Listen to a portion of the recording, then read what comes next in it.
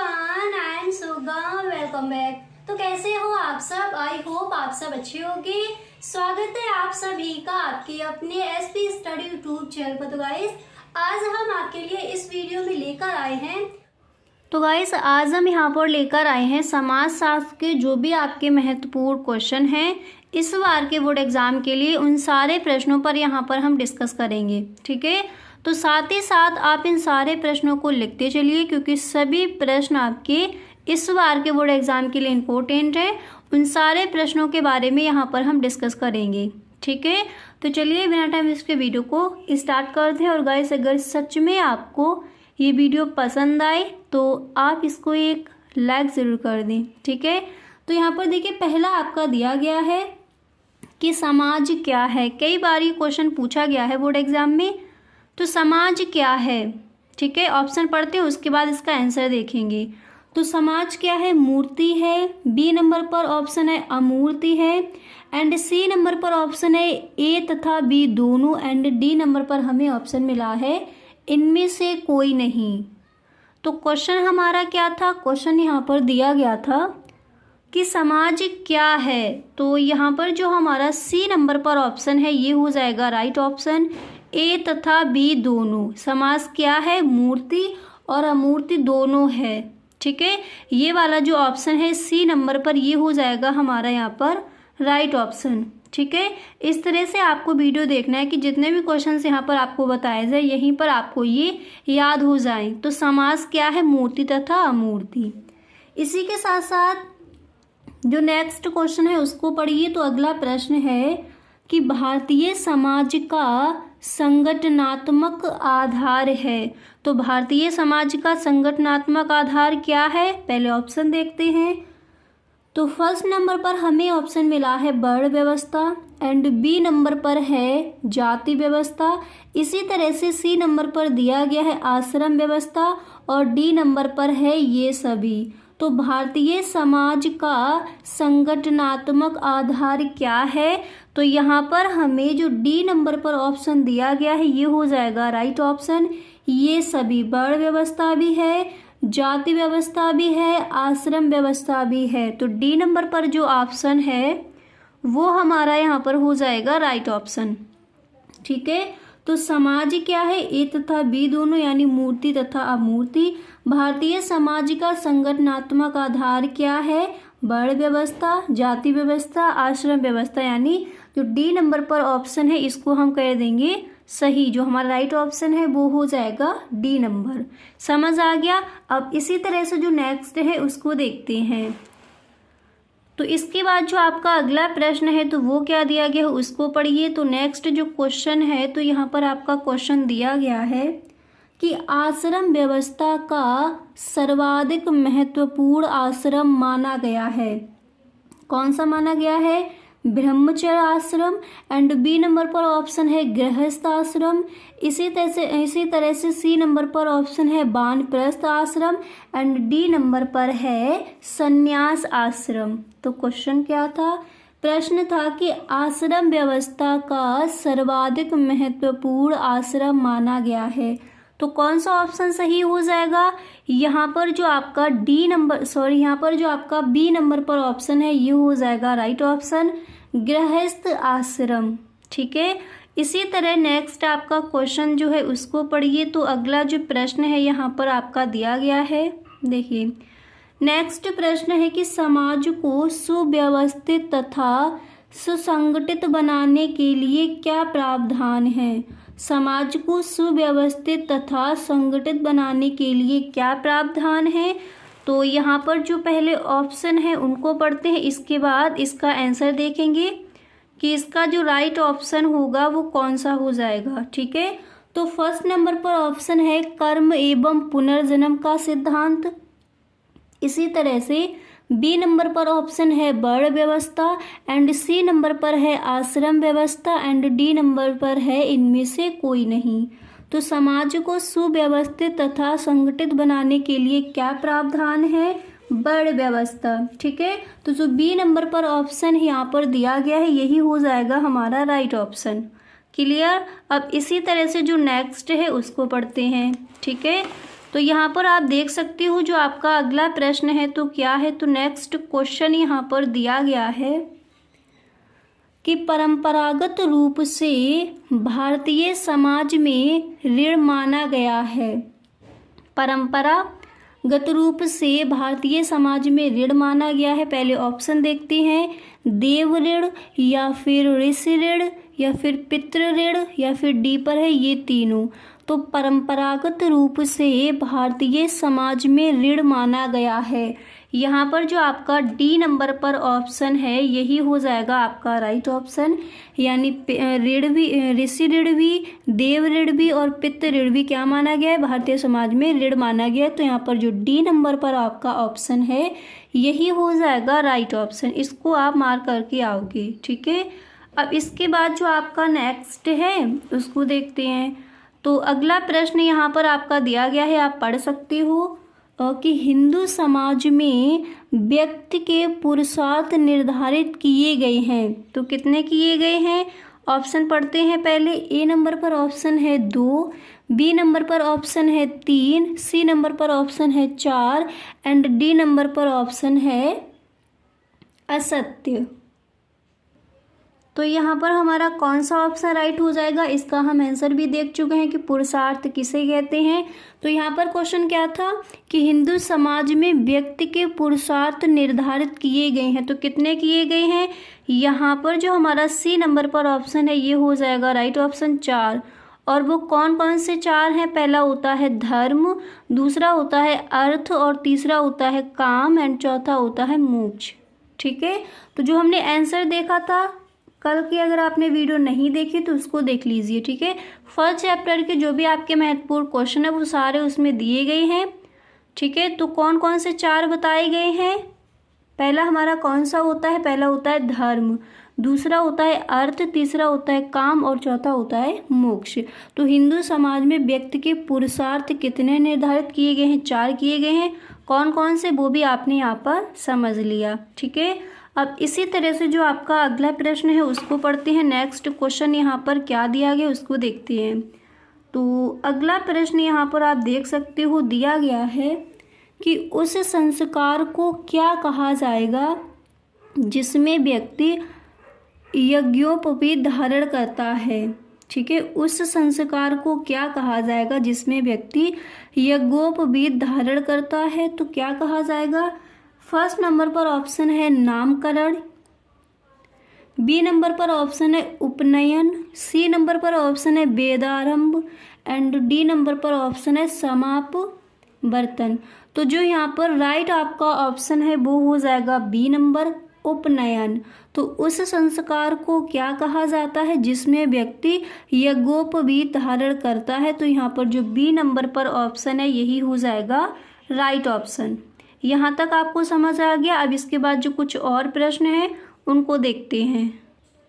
अब यहाँ पर देखिए जो आपका नेक्स्ट है तो यहाँ पर दिया गया है कि सती प्रथा निषेध अधिनियम पारित हुआ। कई बार ये क्वेश्चन आस्क किया गया है। वैसे अगर आपने ये पूरी वीडियो देख ली तो एक भी आपका ऑब्जेक्टिव क्वेश्चन पेपर में छूटने वाला नहीं है। ठीक है, तो सती प्रथा निषेध अधिनियम पारित हुआ कब हुआ, 1815 में, बी नंबर पर ऑप्शन है 1829 में, सी नंबर पर ऑप्शन है 1863 में एंड डी नंबर पर ऑप्शन है 1894 में। तो सती प्रथा निषेध अधिनियम कब पारित हुआ, यहाँ पर जो हमारा बी नंबर पर ऑप्शन है यही हो जाएगा राइट ऑप्शन 1829 में। ठीक है, इसके बाद नेक्स्ट है कि किसके प्रयासों से सती प्रथा का अंत हुआ। ये भी कई बार पूछा गया है। तो किसके प्रयासों से सती प्रथा नष्ट उसका जो अंत है वो हुआ था, यहाँ पर फर्स्ट नंबर पर है राजा राम मोहन राय, बी नंबर पर है ज्योतिबा फूले, सी नंबर पर है विद्यासागर एंड डी नंबर पर है रविंद्रनाथ टैगोर। तो किसके प्रयासों से सती प्रथा का अंत हुआ था, हमें पता है जो ए नंबर पर ऑप्शन है राजा राम मोहन राय के द्वारा सती प्रथा का जो अंत है वो हुआ था। ठीक है, और ये क्वेश्चन आपको ध्यान रखना है, कई बार ये बोर्ड एग्जाम में आस्क किया गया है। ठीक है, अब इसी तरह से जो आपका नेक्स्ट है उसको देखते हैं। तो यहाँ पर आप देख सकते हो अगला जो प्रश्न है तो वो दिया गया कि दहेज निरोधक अधिनियम पारित हुआ। तो दहेज निरोधक अधिनियम कब पारित हुआ? ए नंबर पर ऑप्शन है 1955 में, बी नंबर पर ऑप्शन है 1956 में, एंड डी नंबर पर ऑप्शन सी नंबर पर ऑप्शन है 1961 में, एंड डी नंबर पर हमें ऑप्शन मिला है 1984 में। तो दहेज निरोधक अधिनियम कब पारित हुआ? हमें पता है, यहाँ पर जो सी नंबर पर ऑप्शन है वही हो जाएगा राइट ऑप्शन। ठीक है, अब इसी तरह से जो आपका नेक्स्ट है उसको देखते हैं। तो अगला प्रश्न आपका यहाँ पर दिया गया है कि उपनिवेशवाद का संबंध है पूंजीवाद से, बी नंबर पर ऑप्शन है साम्राज्यवाद से, इसी तरह से सी नंबर पर ऑप्शन है जातिवाद से, एंड डी नंबर पर है प्रजातिवाद से। तो उपनिवेश का संबंध किससे है, हम इसका आंसर देख चुके हैं। यहाँ पर जो बी नंबर पर ऑप्शन है यही हो जाएगा हमारा राइट ऑप्शन, साम्राज्यवाद से। ठीक है, अब इसके बाद जो अगला प्रश्न है उसको पढ़ते हैं। साथ ही साथ इन सारे प्रश्नों को आप लिखते चलिए। ठीक है, क्योंकि सारे ही प्रश्न इंपॉर्टेंट हैं और इन सबको आपको याद कर लेना है। इसके बाद यहाँ पर आप देख सकते हो अगला क्वेश्चन आपका दिया गया है कि जनसंख्या के आकार को निम्नलिखित में से कौन सा कारक प्रभावित करता है? तो फर्स्ट पर है जन्म दर, एंड बी नंबर पर है मृत्यु दर, सी नंबर पर निष्क्रमण, एंड डी नंबर पर है इनमें से सभी। तो जनसंख्या के आकार को निम्नलिखित में से कौन सा कारक प्रभावित करता है? तो डी नंबर पर ऑप्शन है, आपको भी पता है यही आपका सही होगा, क्योंकि जन्म दर, मृत्यु दर, निष्क्रमण, जनसंख्या के आकार को ये सभी प्रभावित करते हैं। तो जो डी नंबर पर ऑप्शन है इनमें से सभी, यही हमारा हो जाएगा राइट ऑप्शन। क्लियर? अब इसी तरह से जो नेक्स्ट है उसको देखते हैं। तो अगला जो प्रश्न है यहाँ पर आपका दिया गया है, क्वेश्चन है आपका कि 1931 की भारतीय जनगणना के अध्यक्ष थे, कौन थे? फर्स्ट नंबर पर है BS गुहा, बी नंबर पर ऑप्शन हमें मिला है SC सरकार, एंड डी नंबर पर है JH हट्टन, एंड सी नंबर पर है JH हट्टन, इसी तरह से डी नंबर पर है हर्बर्ट रिजली। तो 1931 की भारतीय जनगणना के अध्यक्ष कौन थे? यहाँ पर जो हमें सी नंबर पर ऑप्शन दिया गया है यही हो जाएगा राइट ऑप्शन, JH हट्टन। ठीक है, इसके बाद नेक्स्ट जो है उसको पढ़ते हैं। ये आपका इम्पोर्टेंट है और कई बार ये क्वेश्चन बोर्ड एग्जाम में आज किया गया है। ठीक है, तो प्रश्न है कि 2011 की जनगणना के अनुसार भारत की कुल जनसंख्या कितनी थी? ए नंबर पर ऑप्शन है 112 करोड़, बी नंबर पर ऑप्शन है 121 करोड़, सी नंबर पर ऑप्शन है 131 करोड़, एंड डी नंबर पर ऑप्शन है 102 करोड़। तो 2011 की जनगणना के अनुसार भारत की कुल जनसंख्या कितनी थी? यहाँ पर जो बी नंबर पर आपका ऑप्शन है 121 करोड़, यही हो जाएगा आपका राइट ऑप्शन। ठीक है, तो इन सारे प्रश्नों को आप साथ ही साथ लिखते चलिए। अब इसके बाद आगे देखते हैं। अब गाइस इसके बाद यहाँ पर आप देख सकते हो नेक्स्ट आपका है कि जाति का निर्धारण किससे होता है? ये कई बार पूछा गया है। तो जाति का जो निर्धारण है वो किससे होता है? यहाँ पर आपको ए नंबर पर जो ऑप्शन है वो यहाँ पर दिया गया है व्यवसाय, एंड बी नंबर पर ऑप्शन है जन्म, सी नंबर पर है विवाह, एंड डी नंबर पर है क्षेत्र। तो आपको भी पता है कि जो जाति का निर्धारण है वो जन्म से होता है। ठीक है, व्यवसाय से नहीं होता, विवाह से नहीं होता, और ना ही क्षेत्र से होता है। तो व्यवसाय का जो निर्धारण है वो किससे होगा? जन्म से होगा, ये हम सबको पता है। ठीक है, अब इसी तरह से नेक्स्ट जो है उसको पढ़ते हैं। तो जो अगला क्वेश्चन आपका है तो वो क्या है उसको पढ़िए। नेक्स्ट हमारा यहाँ पर क्वेश्चन दिया गया कि वह परिवार कौन सा है जिसमें पति पत्नी अपने अविवाहित बच्चों के साथ रहते हैं? वह परिवार कौन सा है जिसमें पति पत्नी अपने अविवाहित बच्चों के साथ रहते हैं? तो इसको हम क्या कहेंगे? एकांकी परिवार कहेंगे, या फिर संयुक्त परिवार कहेंगे, या फिर विस्तृत परिवार कहेंगे, एंड हमें डी नंबर पर ऑप्शन मिला है इनमें से कोई नहीं। तो यहाँ पर जो हमारा ए नंबर पर ऑप्शन है यही हो जाएगा राइट ऑप्शन, एकांकी परिवार। क्लियर। इसके बाद यहाँ पर आप देख सकते हो जो नेक्स्ट है तो वो क्या दिया गया है। अगला जो आपका क्वेश्चन है ये कई बार पूछा भी गया कि जनजाति क्या है, ठीक है। तो जनजाति क्या है, आंशिक समाज है या फिर आंशिक संस्कृति है या फिर संपूर्ण एवं आंशिक समाज है या फिर संपूर्ण समाज है।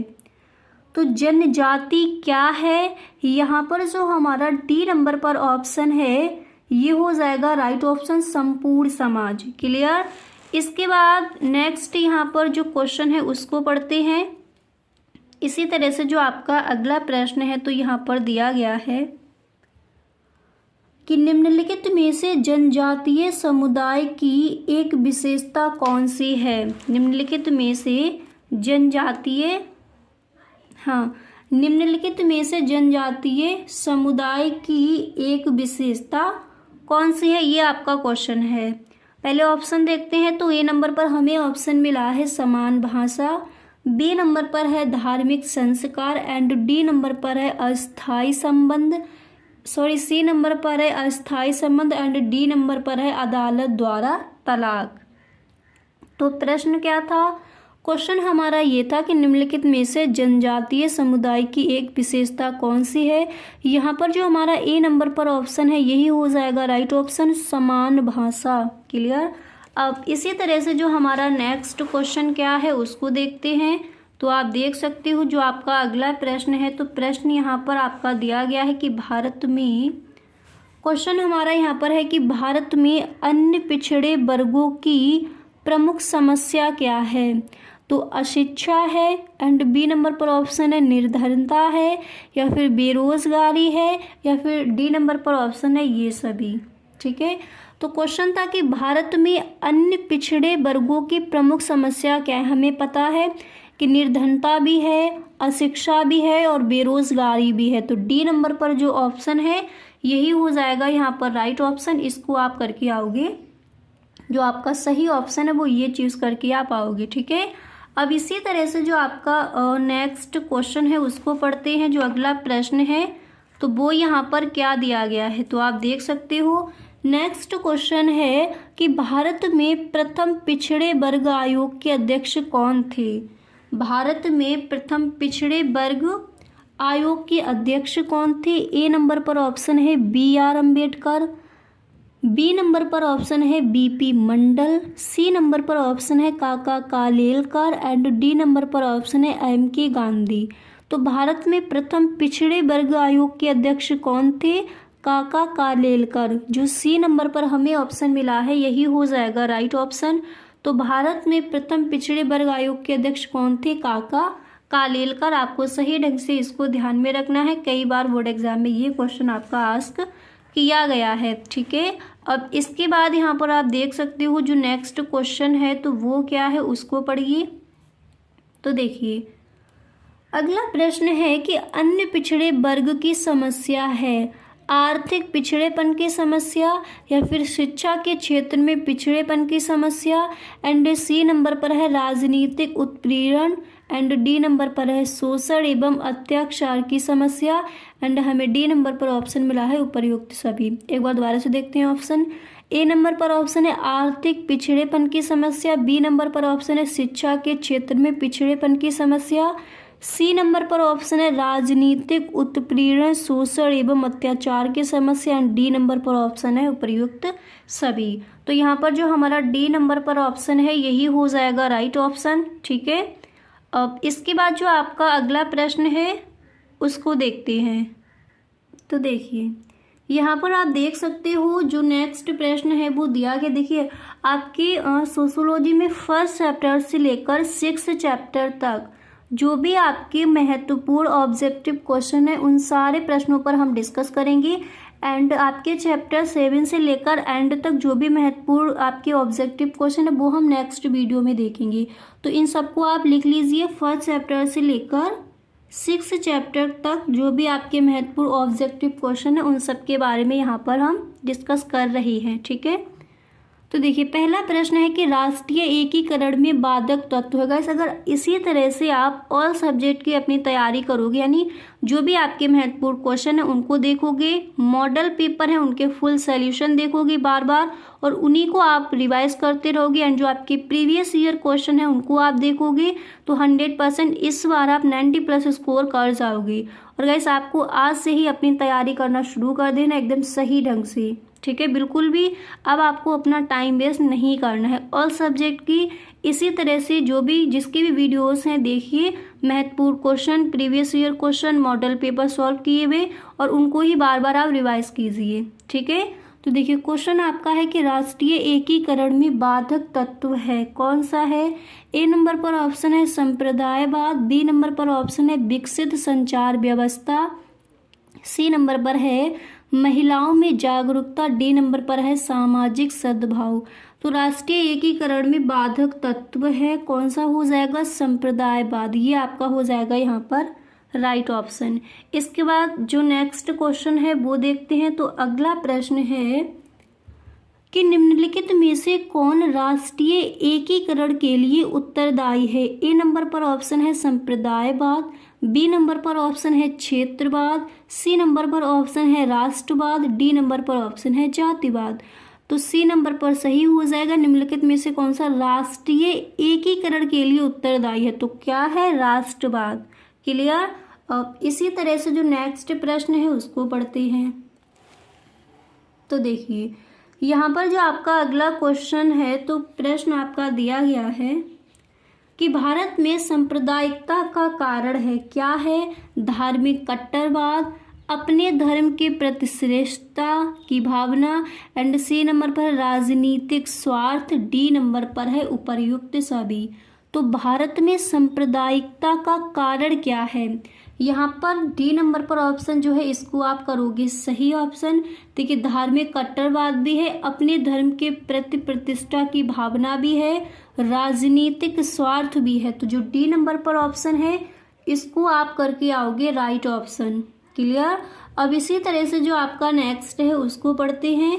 तो आप देख सकते हो अगला प्रश्न आपका यहाँ पर दिया गया है कि भारतीय समाज एवं संस्कृति में विविधता देखी जा सकती है, किसमें, भाषागत विविधता, या फिर प्रजातीय विविधता, या फिर धार्मिक विविधता, या फिर ये सभी विविधताएं। तो आपको पता है यहाँ पर कौन सा ऑप्शन सही होगा, डी नंबर होगा, क्योंकि भारतीय समाज एवं संस्कृति में विविधता कौन कौन सी देखी जाती है, हमें पता है भाषागत विविधता भी है, प्रजातीय विविधता भी है, धार्मिक विविधता भी है, एंड डी नंबर पर ऑप्शन है ये सभी। तो यही हो जाएगा हमारा राइट ऑप्शन। क्लियर। अब इसी तरह से जो नेक्स्ट प्रश्न है उसको भी पढ़ लेते हैं। तो देखिए अगला प्रश्न आपका है कि धर्मनिरपेक्षता से क्या आशय है, कई बार प्रश्न आस्क किया गया है, ठीक है।